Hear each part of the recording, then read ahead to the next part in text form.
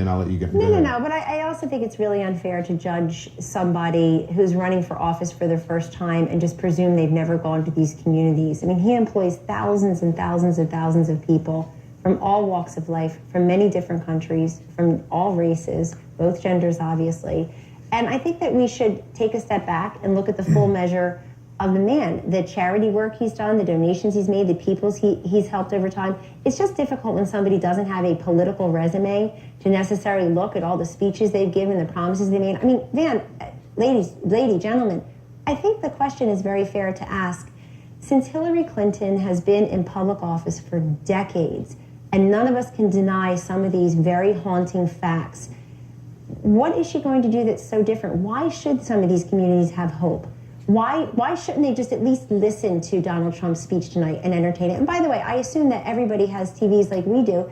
It doesn't matter who the audience was. Only I hope he does go to other audiences. I would encourage him to continue to deliver that. That was one of the first things that one of the panelists, I think it was Van, that we were trying to make, and the panelists were trying to make, is if you're going to deliver a message, you should make sure that message, people receive that message instead of it bouncing off. But could you look at it as a good start? But you took umbrage to it. Corey took umbrage to it. And there were probably people who took umbrage to it when I think the panelists were simply trying to have a conversation and have you and Trump supporters understand that optics do matter. They do. The words do matter. But go ahead. But the substance matters. Absolutely. We're not saying the substance does not matter. But go ahead, Corey. Look, this was a national speech. This was to a national audience. This wasn't to the audience in that room. You can't put a room big enough. And so what you do is, look, you know what, Donald Trump has had multiple meetings at Trump Tower with African-American leaders from across the country. You know, and if you look at who spoke... But isn't that part of the problem that those meetings are at Trump Tower? They're not in African-American communities. I'm sure you saw